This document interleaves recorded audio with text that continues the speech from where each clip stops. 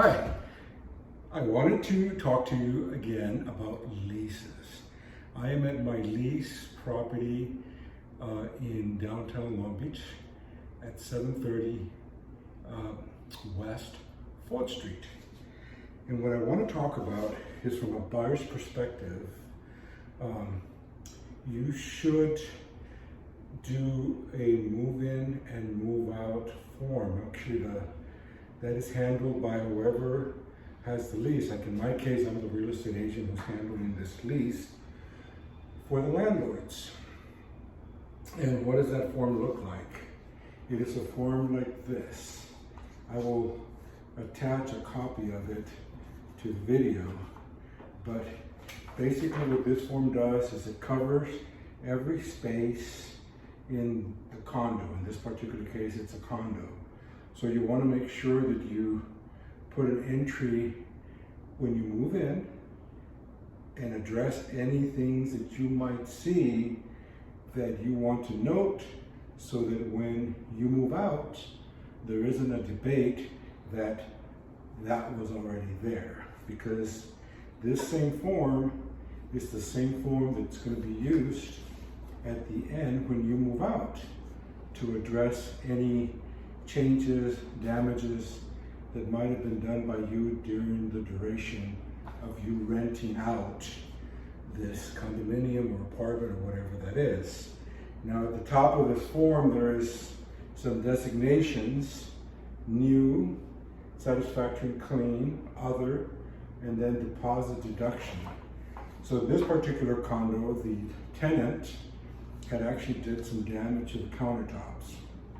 So we had to resurface the butcher block countertops because there were some pretty heavy stains, and he was arguing that he didn't cause those stains.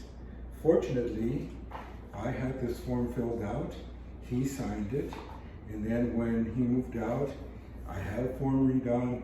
The first time I didn't note these items that he had kind of done some damage to, so I went back, I revised this, and then I had him initial where I made some changes and to sign it again, which he did. So he agreed to the damage. And again, when I did this at the end and revised it, I used D, which meant that he was going to get a deposit deduction because of these damages that he occurred. We don't want that. We're not in the business of keeping people's deposits, but the unit should be returned back in the condition in which you got it. Otherwise, there's ill feelings on both sides, and who knows, one or the other could go to small claims court to plead their case. One other thing, when a tenant moves out, the landlord has 21 days to return the deposit. Now, it's a good idea to wait that 21 days because as whoever's taking care of the unit to be rented, as you're cleaning and so forth, you find things that you didn't notice when the tenant gave you the keys.